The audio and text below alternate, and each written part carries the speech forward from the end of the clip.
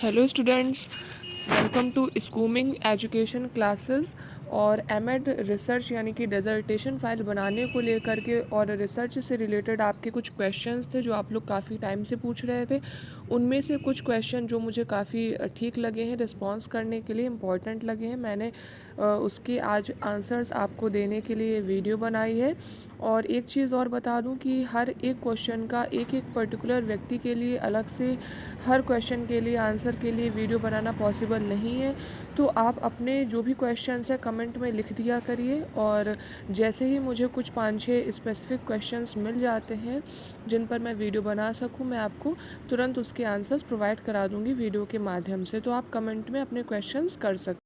तो कुछ क्वेश्चंस हैं जो कमेंट में पूछे गए थे टाइम टू टाइम, और मैंने उनमें से कुछ सेलेक्ट किए हुए हैं क्वेश्चन। एक क्वेश्चन जो बहुत पूछा जाता है, जो बच्चे रिसर्च कर रहे हैं उन्हें ये समझ में नहीं आता है कि सर्वे वाला रिसर्च ज़्यादा बेटर होता है या फिर एक्सपेरिमेंटल रिसर्च, यानी कि सर्वेक्षण वाला रिसर्च करें, अनुसंधान करें, या फिर एक्सपेरिमेंट यानी कि प्रयोगात्मक अनुसंधान करें।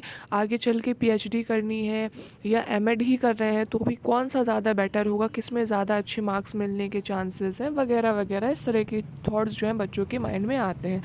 तो मैं आपको एक चीज़ बता दूं, चाहे आप सर्वे करें या आप एक्सपेरिमेंट करें, आपकी रिसर्च जेन्युइन होनी चाहिए, आपकी खुद की होनी चाहिए, अच्छी होनी चाहिए, और आपको उसके प्रति नॉलेज होनी चाहिए।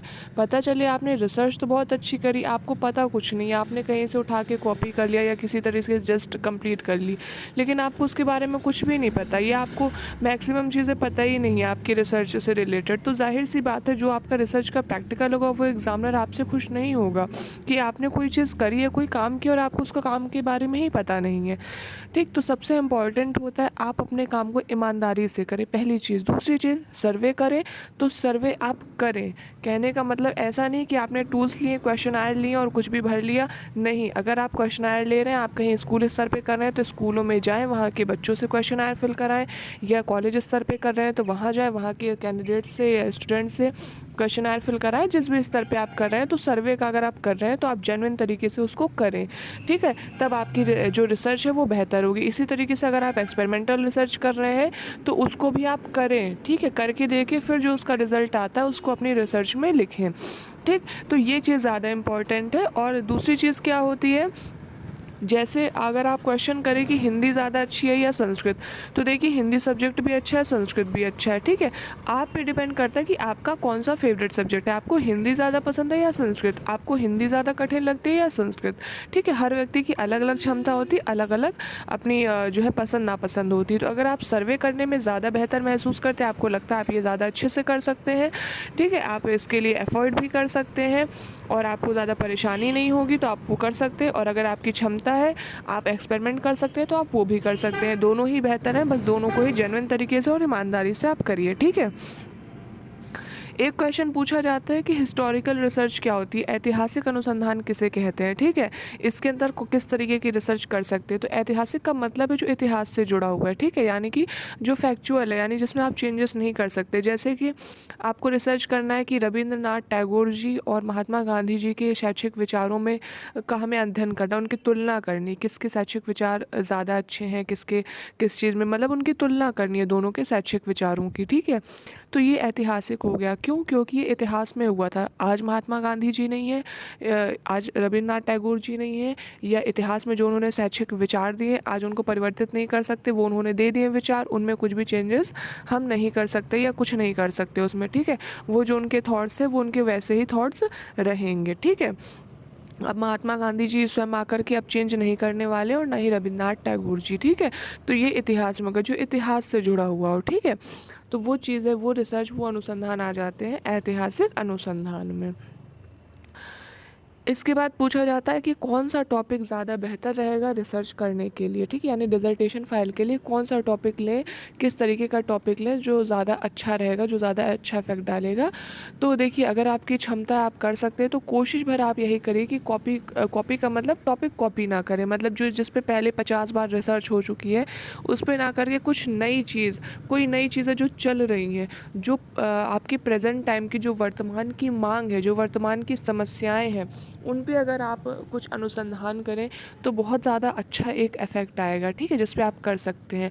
और इसके लिए आपके जो जिस गाइड के अंदर में आपको रिसर्च करनी है, उस गाइड से अगर आप सलाह लें, कुछ 10-12 पॉइंट जो वर्तमान के हैं, जो प्रेज़ेंट के हैं, जो नए हैं, जिन पे रिसर्च की जा सकती है और उन पे ज़्यादा रिसर्च नहीं हुई है, जो डिमांड में है, तो आप उनसे सजेस्ट करके उस तरीके का रिसर्च ले सकते हैं। तो ऐसा रिसर्च करना ज़्यादा बेटर रहता है, ठीक।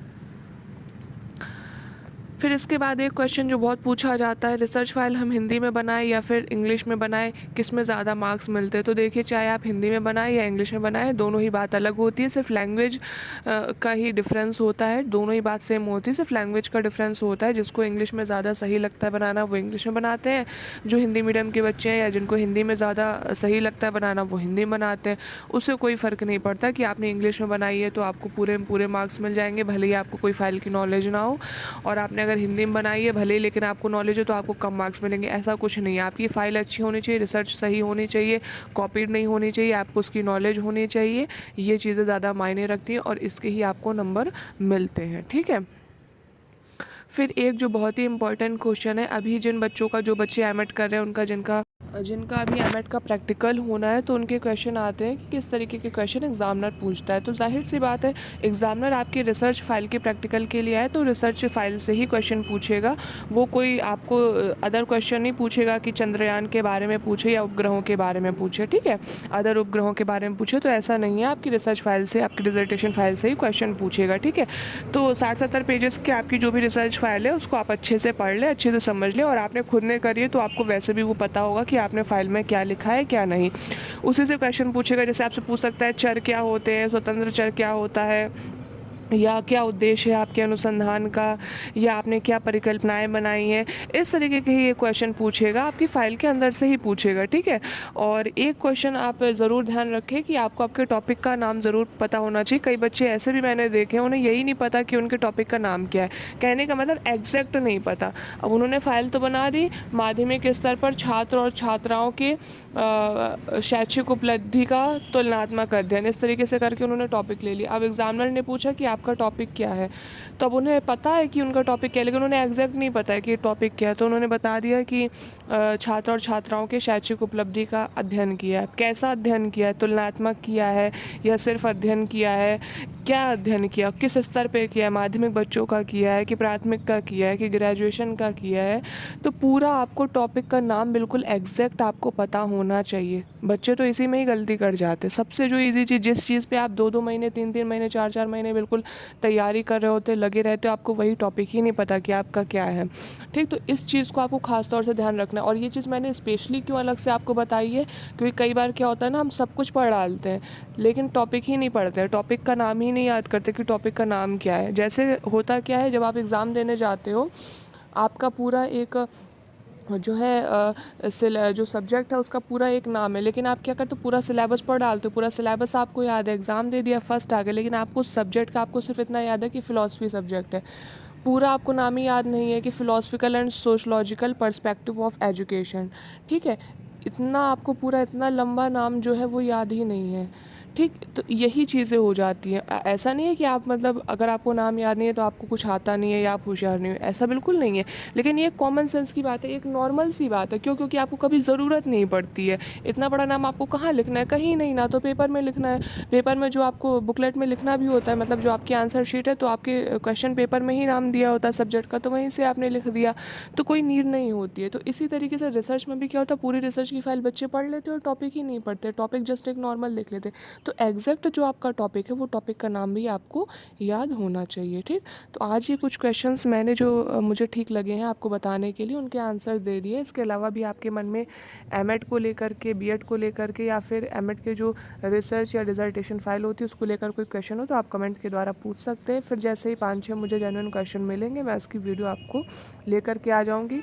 इसके अलावा भी अगर आप बीएड एमएड से रिलेटेड कोई वीडियो चाहते हैं तो आप मुझे कमेंट करके बता सकते हैं। So all the very best, thanks for watching.